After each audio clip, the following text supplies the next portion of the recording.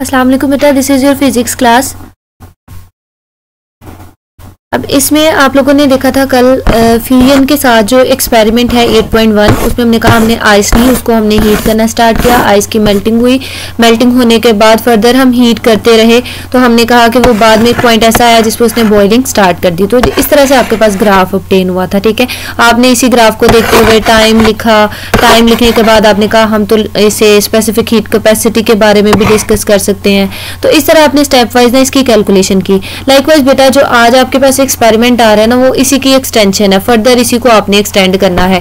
जैसे मैं अब आपसे वेपराइजेशन की बात कर रही हूँ, तो वेपराइजेशन में क्या होगा, ये वाटर जो बॉयल हो रहा है फर्दर हम इसको हीट करते रहेंगे, जैसे जैसे उसे हीट प्रोवाइड होती जाएगी वो वेपराइज होता जाएगा। कौन? वाटर वेपराइज होता जाएगा। और तब तक हमने इसे वेपराइज होने देना है जब तक कि सारे का सारा वाटर जो है वो मतलब अपनी स्टेट चेंज ना कर ले, यानी कि पहले वो वाटर था बॉयल होके गैसियस स्टेट में कन्वर्ट होता जाएगा, स्टीम बनाता जाएगा, वेपर्स बनाता जाएगा। ठीक है, तो अगर इसके ग्राफ की हम बात करेंगे तो इसका ग्राफ थोड़ा डिफरेंट होगा, यहीं से एक्सटेंड करेंगे हम। जैसे ये नीचे अभी जो हम पढ़ने जा रहे हैं बेटा वो 180 पेज पे बिल्कुल नीचे से स्टार्ट हो रहा है एक्सपेरिमेंट। इस एक्सपेरिमेंट में वो यही कह रहे हैं कि वाटर की वेपराइजेशन करो, ठीक है, यानी स्टीम बनाओ। तो ये देखिए सेम वैसा ही ग्राफ है, जस्ट थोड़ा सा एक्सटेंड कर दिया इसे, यहाँ पे ये पॉइंट जो कि शो करेगा कि वेपराइजेशन होना स्टार्ट हो गई है। ठीक है बेटा, ओके तो अब हम देखते हैं यहाँ पे सबसे पहले जैसे प्रीवियसली हम कर रहे थे, पहले टाइम बताते थे क्योंकि ये टाइम का ग्राफ है, टेम्परेचर के साथ रिलेट किया हुआ है। सेम उसी अगर आपने फ्यूजन वाला कर लिया हुआ है ना बेटा, कॉन्सेप्ट उसका ले लिया है, उसको अच्छे से मेमोराइज कर लिया, तो ये वाला भी आपको बिल्कुल मतलब टाइम ही नहीं लगेगा। जस्ट आपने टेम्परेचर की और टाइम की इस तरह से वैल्यूज डिफरेंट रखनी है। अब देखिए वैल्यूज को डिफरेंट रखनी क्योंकि डिफरेंट दी हुई है, इस वजह से सबसे पहले हम बेटा मैस जो है गिवन नहीं होता, मैस जो है मैस से लेते हैं M mass is equals to M. उसके बाद हम ले लेते हैं टाइम T3 माइनस T2 जो कि ऑलमोस्ट 4.6 है। यहाँ से देखिए ये यहाँ पे आपके पास है बेटा T3, ठीक है, और ये है T4, इसी तरह ये T2 है।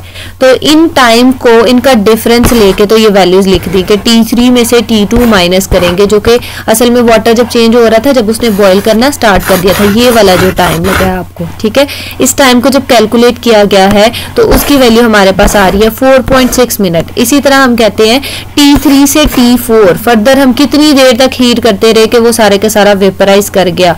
तो ये वाला जो टाइम डिफरेंस है T4 में से T3 को माइनस करना, ये भी हमारे पास टाइम आ गया विच इज 24.4 मिनट ऑलमोस्ट लग गए कि सारे का सारा वाटर किस में चेंज हो जाए, वेपर्स में चेंज हो जाए। तो ये आपके पास दो टेम्परेचर आ गए। ठीक है, उसके अलावा स्पेसिफिक हीट वाटर की आपको पता होता है। डेल्टा टी की बात करें तो डेल्टा टी क्या है, 100 डिग्री सी है। क्यों 100 डिग्री सी है? क्योंकि 100 डिग्री सी पे तो बेटा उसने बॉईल करना स्टार्ट किया था। ठीक है, उसके बाद उधर भी हमने क्या किया था, डेल्टा क्यू का फॉर्मूला पुट किया था, ठीक है, स्पेसिफिक हीट कैपेसिटी का। उसमें जब हमने वैल्यूज पुट की, एम की वैल्यू भी पुट, एम की वैल्यू एम पुट की, सी की वैल्यू पुट की, डेल्टा टी की वैल्यू पुट की। जब हमने वैल्यूज पुट की थी ना तो हमारे पास एंड पे फिर एम बच गया था, है ना। तो हमने कहा हम चले इस एक्सप्रेशन को साइड पे कर देते हैं। Delta Q is equals to M cross 4.2 10 raise to power 5, इसको रेज कर देते हैं, 4.2 into 10 raise to power 5 joule per KG. तो ये एक एक्सप्रेशन हो गया आपके पास। ठीक है, उसके बाद आप फर्दर कहते हो हम तो डेल्टा क्यू को मेनली डिस्कस नहीं कर रहे, हमारा मेन कंसर्न क्या है,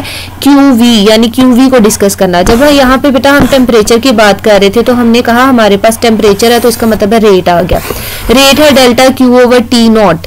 ठीक है, ये जो बॉइलिंग वाले टेम्परेचर का डिफरेंस है।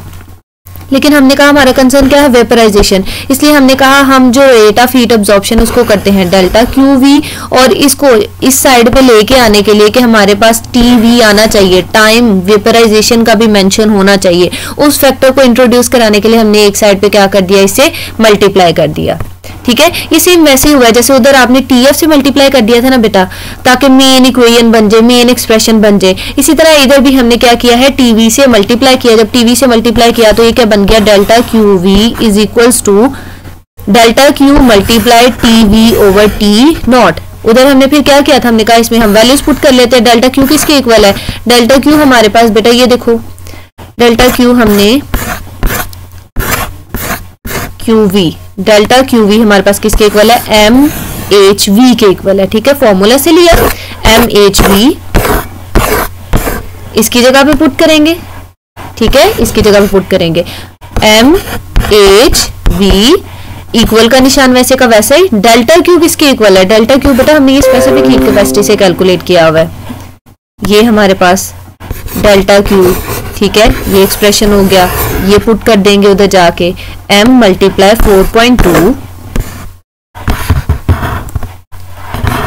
एक सेकेंड, ठीक है, हम इधर लिख देंगे m मल्टीप्लाई 4.2 एक्सपोनेंट 10⁵, ठीक है, 10⁵ या एक्सपोनेंट 5 जूल पर kg, ठीक है, वो आगे आपको समझ आ रहा है। तो ये एक्सप्रेशन आपके पास आ गया। अब क्या होगा, अब बेसिकली जस्ट सिंपली कटिंग होगी, m से कट जाएगा, ऐसे ही होता है ना, m से कैंसिल हो जाएगा, पीछे आपके पास क्या चीजें बच गई, hv की वैल्यू बच गई, जो कि आप कैलकुलेट भी कर सकते थे, ठीक है। अब देखें यही एक्सप्रेशन सेम टू सेम बेटा, लेकिन अगर हम इसमें अब पुट कर रहे हैं वैल्यूज, तो हमारे पास अब क्या बच गया, हमने तो बस डेल्टा क्यू पुट किया है ना बेटा, इस पॉइंट को दोबारा देखिएगा, डेल्टा क्यू की वैल्यू पुट कर दी, डेल्टा क्यू की वैल्यू पुट कर दी, आगे क्या है आपके पास, multiply T V over T nought. दोबारा से देख लें, इसको ध्यान से देख लें, हमने जस्ट सिंपली वैल्यूज पुट की हैं, डेल्टा क्यू वी की वैल्यू पुट की है, डेल्टा क्यू की वैल्यू पुट की है जो कि ऊपर हमारे पास थी, ठीक है, और साथ में ये T V over T not यानी टाइम वाला फैक्टर भी साथ मल्टीप्लाई हो गया। अब इसकी वैल्यूज पुट कर देंगे, ठीक है, ये आपकी फर्दर बुक पे भी ये कैलकुलेशन हुई या बुक से भी देख सकते हैं। तो ये देखें, ये पुट की वैल्यूज m से कैंसिल हो गया, पीछे हमारे पास ये टी वी और टी नॉट जो है उसकी वैल्यूज भी पुट की, जब वैल्यूज पुट की तो एच वी की वैल्यू हमारे पास आ गई विच इज 2.23 10⁻⁶। अगेन हम कहते हैं ये वैल्यू थोड़ी कम है, एक्चुअल वैल्यू जो होती है वो कितनी होती है 2.26 होती है, ये है 2.23, ठीक है। अब बेटा हम इसके साथ रेलिवेंट न्यूमेरिकल देख लेते हैं। 8.10 न्यूमेरिकल, लास्ट वाला न्यूमेरिकल है आपका, find the temperature of water after passing 5 gram of steam at 100 degree C. Steam जो है उसका कितना मैस है, 5 ग्राम है, तो इसको आपने केजी में कन्वर्ट कर लिया। ओके, टेम्परेचर आपके पास क्या हो गया 100 डिग्री सी। देन बेटा आपको क्या बता रहे हैं, through 500 gram of water at 10 degree C. 500 gram given water का मैस है जो कि पहले हमारे पास था, जिसको हमने फर्दर हीट किया और हीट करके इतनी सी स्टीम बनी। आपको पता बेटा जब स्टीम बन रही होती है, गैसियस फॉर्म में चेंज हो रहा होता है, तो कुछ ना कुछ स्टीम जो है वो साइडवेज में भी पास कर जाती है, क्योंकि गैसेस जो है वो रैंडमली मूव कर रही होती है। तो हमारे पास इसका मैस जो स्टीम ऑब्टेन हुई है उसका मैस कम है, लेकिन जो हमने वाटर लिया था वो कितना है 500 ग्राम। तो इसका मतलब ये हो गया आपके पास मैस टू 500 ग्राम को कन्वर्ट करेंगे, कैसे कन्वर्ट करेंगे 1000 से डिवाइड करेंगे 0.5 kg आ जाएगा, ठीक है।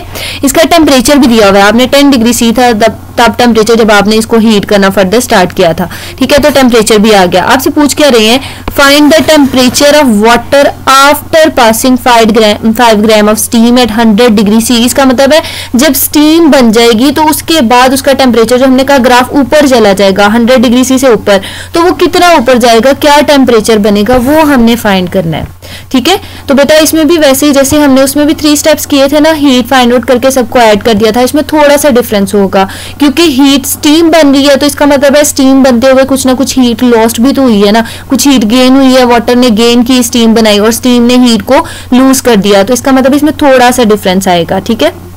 फाइंड आप वैसे ही करेंगे जिस तरह आप फाइंड करते हैं। जैसे देखिए सबसे पहले लेटेंट हीट वाला फॉर्मूला अगर आप यूज करते हो तो बेटा ये फॉर्मूला थोड़ा सा ना डिफरेंट लिखा हुआ है, ये आपने जो याद किया है वही करेंगे। Q1 बेशक कर लो इसको, M1 HV, ठीक है, HV की वैल्यू आपको पता है 2.26 और इसी तरह आपके पास M1 की वैल्यू भी आपने लिखी हुई है, इन दोनों को मल्टीप्लाई करेंगे हमारे पास ये वैल्यू आ जाएगी। बेटा फर्स्ट केस देख लें, हमने latent heat lost by steam, ये स्ट्रीम नहीं है ये स्टीम है, ठीक है, ये कैलकुलेट किया हमारे पास आ गया। उसके बाद केस 2 में हम बेटा स्पेसिफिक हीट कैपेसिटी को यूज करते हैं, लेकिन हम कहते हैं हीट लूज हुई है, ठीक है, स्टीम की वजह से जो हीट लॉस्ट हुई है वो स्पेसिफिक हीट कैपेसिटी वाले फॉर्मूले से हम फाइंड करेंगे M1C डेल्टा टी से, ठीक है। और डेल्टा टी हमारे पास क्या है, पहले टेम्परेचर 100 था, T3 वो है जो कि उसने अटेन कर लिया है, ठीक है, स्टीम की बात कर रहे हैं ना, बाद में जो टेम्परेचर है T3, तो ये आप कैलकुलेट करोगे तो, लेकिन ये मतलब बेटा फुली जो है वो आप इसको खत्म नहीं कर सकते, कैलकुलेशन कंप्लीट नहीं हो सकती क्योंकि एक साइड पे Q है उसकी वैल्यू भी नहीं पता, T3 है उसकी वैल्यू भी नहीं पता, तो आपने केसेस लिख लिए। आपके पास बेसिकली बेटा 2 केसेस आ गए, ठीक है। केस 1 जिसमें आपने बता दिया कि आपके पास जो लेटेंट हीट की वैल्यू है वो आ रही है 11300 जूल। उसके बाद है केस 2। केस 2 के केस में आपके पास एक्सप्रेशन आ गया। अब केस 3 देखें, इसमें आप देखोगे heat gain by water Q3, ठीक है, ये आप फाइंड आउट करोगे बेटा M2C डेल्टा टी से। ये जो 2 मैसेज लिए हुए थे ना उन्हीं का कंसर्न है सारे का सारा। पहले हमने M1 के साथ फाइंड की स्पेसिफिक हीट, उसके बाद बेटा हम M2 के साथ इसको फाइंड कर रहे हैं। इसके फर्दर जब कैलकुलेट